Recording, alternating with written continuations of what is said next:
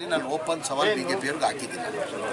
ಅವ್ರ ಕಾಲದಲ್ಲಿ 2019 ಹಿಡ್ಕೊಂಡು 2023ವರೆಗೂ ಅವ್ರದ್ದೇ ಸರ್ಕಾರ ಆಯಿತು. ಅವ್ರ ಸರ್ಕಾರದಲ್ಲಿ ಸ್ಲಮ್ ಬೋರ್ಡಲ್ಲಿ ಏನಾರ ಒಂದು ಮನೆ ಕೊಟ್ಟರೆ ರಾಜಕೀಯದಿಂದ ನಿರ್ವೃತ್ತಿ ತೊಗೊತೀನಿ, ಮಂತ್ರಿ ಸ್ಥಾನದಿಂದ ರಾಜೀನಾಮೆ ಕೊಡ್ತೀನಿ ಅಂತ ಹೇಳಿದ್ದೀನಿ. ನಮ್ಮ ಸರ್ಕಾರ ಬಂದಾದಮೇಲೆ ನಾವು ಘೋಷಣೆ ಮಾಡಿರಲಿಲ್ಲ. ಚುನಾವಣೆ ಟೈಮಲ್ಲಿ 5 ಗ್ಯಾರಂಟಿನ ಘೋಷಣೆ ಮಾಡಿ 5 ಗ್ಯಾರಂಟಿನ ಕೊಟ್ಟಿದ್ದೀವಿ. ನಮ್ಮ ಮನೆಗಳು ಫ್ರೀ ಕೊಡ್ತೀವಿ ಅಂತ ನಾವು ಯಾವತ್ತೂ ಹೇಳಿರಲಿಲ್ಲ. ನಮ್ಮ ಹಿಂದಿನ ಸರ್ಕಾರದಲ್ಲಿ ಸಿದ್ದರಾಮಯ್ಯ ಮುಖ್ಯಮಂತ್ರಿ ಇರುವಾಗ 1,80,253 ಮನೆ ಸ್ಯಾಂಕ್ಷನ್ ಮಾಡಿದರು. ಅದಾದಮೇಲೆ ಸಮ್ಮಿಶ್ರ ಸರ್ಕಾರ ಬಂತು. ಕುಮಾರಸ್ವಾಮಿ ಅವರು 1.5 ವರ್ಷ ಮುಖ್ಯಮಂತ್ರಿ ಆಗಿದ್ದರು, ಒಂದು ಮನೆಯೂ ಸ್ಯಾಂಕ್ಷನ್ ಮಾಡಿಲ್ಲ, ಒಂದು ಮನೆಯೂ ಕೊಟ್ಟಿಲ್ಲ. ಯಡಿಯೂರಪ್ಪ ಅವರು 2 ವರ್ಷ ಮುಖ್ಯಮಂತ್ರಿ ಆಗಿದ್ದರು, ಅವರು ಒಂದು ಮನೆ ಸ್ಯಾಂಕ್ಷನ್ ಮಾಡಿಲ್ಲ, ಒಂದು ಮನೆಯೂ ಕೊಟ್ಟಿಲ್ಲ. ಬಸವರಾಜ ಬೊಮ್ಮಾಯಿಯವರು 2 ವರ್ಷ ಮುಖ್ಯಮಂತ್ರಿ ಆಗಿದ್ದು, ಒಂದು ಮನೆ ಸ್ಯಾಂಕ್ಷನ್ ಮಾಡಿಲ್ಲ, ಒಂದು ಮನೆ ಕೊಟ್ಟಿಲ್ಲ. ನಮ್ಮ ಸರ್ಕಾರ ಬಂದಾದಮೇಲೆ ಮನೆ ಸಿದ್ದರಾಮಯ್ಯ ಅವರು ಮುಖ್ಯಮಂತ್ರಿ ಆದಮೇಲೆ ಬಡವ್ರ ಬಗ್ಗೆ ಕಾಳಜಿ ಇದ್ದಿದ್ದ ಕಾರಣಕ್ಕೆ ಬಡವರಿಗೆ ದುಡ್ಡು ಕಟ್ಟಕ್ಕೆ ಸಾಧ್ಯ ಆಗಲ್ಲ ಅಂತ ಕಾರಣ ಅಂದರೆ, ಒಂದು ಮನೆ ಕಟ್ಟಬೇಕಾದ್ರೆ 7.5 ಲಕ್ಷ ರೂಪಾಯಿ ಆಗ್ತದೆ. ಕೇಂದ್ರ ಸರ್ಕಾರದಿಂದ 1.5 ಲಕ್ಷ ಕೊಡ್ತಾರೆ, ರಾಜ್ಯ ಸರ್ಕಾರದಿಂದ 1.5 ಲಕ್ಷ ಕೊಡ್ತೀವಿ. 7.5 ಲಕ್ಷದಲ್ಲಿ 3 ಲಕ್ಷ ಹೋದರೆ ಎಷ್ಟು ಉಳಿತದೆ? 4.5 ಲಕ್ಷ. ಬೆನಿಫಿಷಿ ಬಡವ್ರು ಕೊಟ್ಟಕ್ಕೆ ಸಾಧ್ಯ ಆಗಲ್ಲ.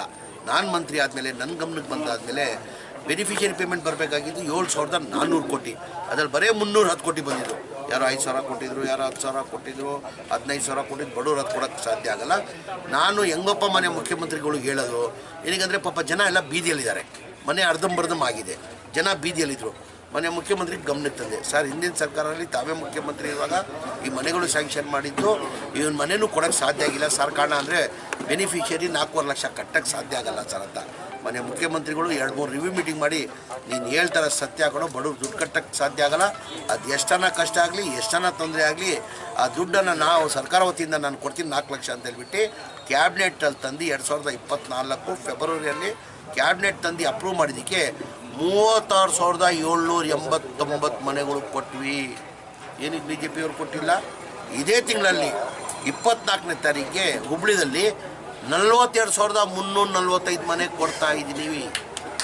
ಏನಕ್ಕೆ ಬಿ ಜೆ ಪಿಯವ್ರು ಕೊಡೋಕ್ಕೆ ಸಾಧ್ಯ ಆಗಿಲ್ಲ? ನಾಚಿಕೆ ಬರಬೇಕು ಅವ್ರಿಗೆ. ಯಾವ ಗ್ಯಾರಂಟಿನೂ ಇರಲಿಲ್ಲ.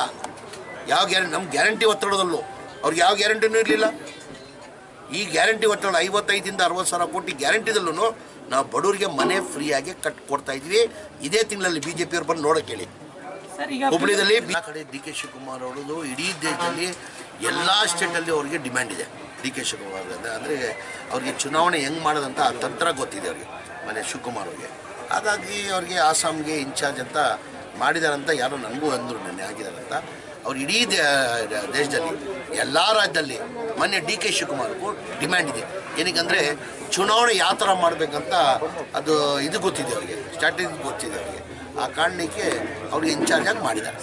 ಇದ್ದೀನಿ ಮುಖ್ಯಮಂತ್ರಿ ಕುರ್ಚಿ ಖಾಲಿ ಇಲ್ಲ. ಮನೆ ಸಿದ್ದರಾಮಯ್ಯನೇ 28ವರೆಗೂ ಮುಖ್ಯಮಂತ್ರಿಯಾಗಿ ಇರ್ತಾರಂತ ನನ್ನ ಅಂದರೆ ನಮ್ಮ ಪಕ್ಷ ಹೈಕಮಾಂಡ್. ನನ್ನ ಅಭಿಪ್ರಾಯ ನಾನು ಹೇಳಿದ್ದೀನಿ, ನಮ್ಮ ಪಕ್ಷ ಹೈಕಮಾಂಡ್ ಈಗ ಸಿದ್ದರಾಮಯ್ಯಗೆ ಬದಲಾವಣೆ ಮಾಡಬೇಕಾದ್ರೆ ನಿಮ್ಮಿಂದ ನಮ್ಮಿಂದ ಸಾಧ್ಯ ಇಲ್ಲ. ಹೈಕಮಾಂಡ್, ನಮ್ಮ ಪಕ್ಷ ಹೈಕಮಾಂಡ್.